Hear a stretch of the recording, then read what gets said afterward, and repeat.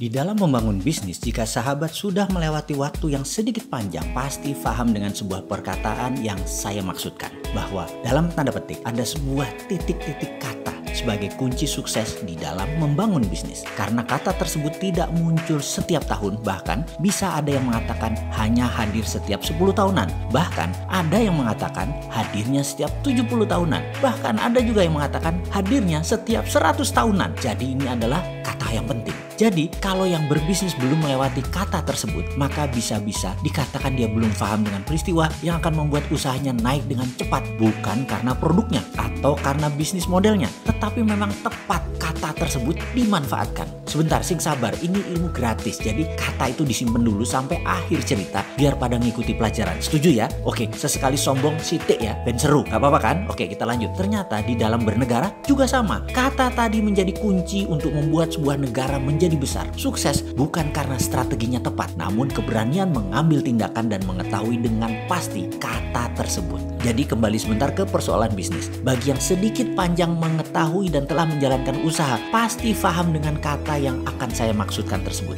Itulah mengapa pebisnis atau siapapun usahanya masih di bawah 3 tahunan, usahanya sering dikatakan masih greenfield, belum dikatakan brownfield. Seperti padi yang mulai berisi, yang warnanya mulai menguning kecoklatan, tanda matang. Kita semua tahu ada 5 hal penting di dalam bisnis yang secara acak kita harus dengan tepat memanfaatkan kelimanya, yaitu pendanaan atau funding, ide, model bisnis, timing, dan tim eksekusi. Jadi kalau ditanya sahabat semua, mana yang paling penting dari 5 faktor tersebut? Dan apa itu 5 elemen yang akan membawa kesuksesan? Sebuah review dari top 200 perusahaan di Forbes mendapatkan hasil survei sebagai berikut. Nomor 1, funding itu 10% nilainya. Model bisnis 18%. Ide bisnis 20%. Tim eksekusi 22%. Timing atau momentum 30%. Disinilah sahabat, jika Anda ingin menjadi terdepan, sukses, Anda bisa melihat bahwa momentum adalah faktor paling dominan untuk Anda meraih sukses. Jadi yang dimaksud dengan kata dalam tanda petik adalah momentum atau timing. Begitu juga kembali lagi di dalam bernegara. Momentum yang ada saat ini yang terjadi di dunia tidak terjadi dalam kehidupan kita 2 kali, percaya. Bahkan ada yang meyakinkan bahwa peristiwa ini, versi Amerika loh ya, ada peristiwa ini, peristiwa yang hadir 70 tahunan sekali. Trump itu dianggap pahlawan oleh sekelompok manusia kuat. Lawannya Bilderberg sebagai jubile, sang pembebas, seperti Harry Truman 70 tahun yang lalu. Sehingga memungkinkan Trump menyerang Tiongkok, punya legitimasi yang membuat perang dagang dan perang-perang lainnya bisa berkelanjutan. Di sisi COVID, jika ini adalah pandemik alami yang terjadi 100 tahunan sekali, jika dipertimbangkan hanya Spanish flu yang pembandingannya tepat 100 tahun yang lalu adalah 1918. Kalau yang percaya ini adalah by design, seperti halnya Ebola, SARS, dan sekarang COVID-19, di mana globalis adalah dalangnya, itu pun jarang terjadi momentumnya. Jadi bisa dibayangkan betapa gregetannya orang bodoh seperti saya melihat peluang itu tidak diambil oleh Indonesia. Bahkan banyak yang tidak melihat sama sekali bahwa ini adalah peluang.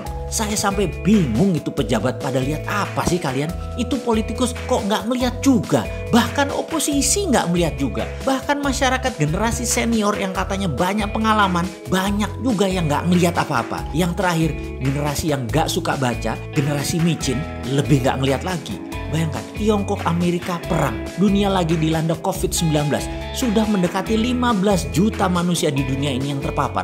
Lalu ekonomi seluruh dunia slow down, IMF duitnya berkurang jauh. Lalu Departemen Keuangan dan Bank Sentral Indonesia lagi deket-deketnya lagi hubungannya. Lalu ada keputusan presiden saat ini, COVID, bencana nasional. Itu semua alasan untuk kita menjadi terbaik. Itulah momen yang ditunggu-tunggu. Keputusan atas nama penyelamatan bangsa atau survival of the nation, kita bisa lakukan dengan segera untuk bergerak cepat. Apa itu? Ganti pejabat semua dengan yang muda-muda termasuk Menteri Keuangan. Jenderal lapangannya dalam kondisi begini adalah Menteri Keuangan yang menurut saya sangat penting. Dan saat ini tidak cocok. Dia itu cocoknya untuk ekonomi lagi keadaan normal atau mungkin sedikit krisis. Tapi economic at war, beliau rasanya harus sudah diganti. Tiongkok saat ini lagi nggak terlalu fokus dengan dunia luar. Di dalam negeri udah ada bencana. Begitu juga Amerika, di dalam negeri bencana, yaitu ada COVID. Di luar negeri juga mereka akan perang. Begitu juga IMF, begitu juga World Bank.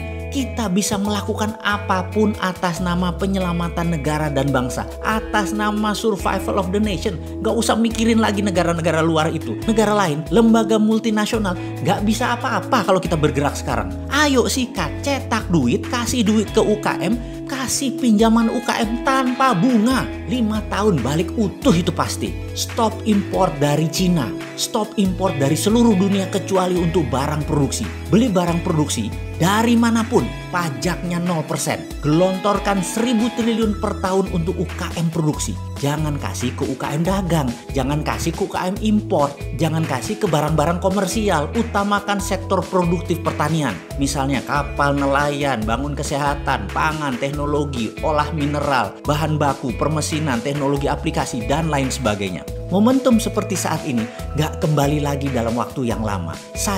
Kalau sampai 1 tahun ini pemerintah tidak memanfaatkan, maka mungkin sampai waktu yang lama hujatan akan terus menjadi beban kalian. Karena kalian tidak mengambil momentum yang extraordinary ini. Jangan sampai mengatakan kami tidak tahu di suatu hari nanti anak cucu kalian dan keturunan bangsa ini pasti ngeledekin kalian, tak akan pernah berhenti ngeledekinnya. Sebagai bukan pembela NKRI lah, gak Pancasilais lah, dan kalian itu menyatakan diri kalian Pancasila, akhirnya hanya di mulut doang, bukan di tindakan. Buktinya momentum ini adalah momentum memenangkan Pancasila, kalian tidak melakukan apapun. Kami rakyat butuh tindakan, keberanian membela dalam arti sebenarnya. Kami capek mendengar retorika, kami capek mendengar narasi politik. Sudah cukup enak kami mendengarkannya, kami lapar, Bung.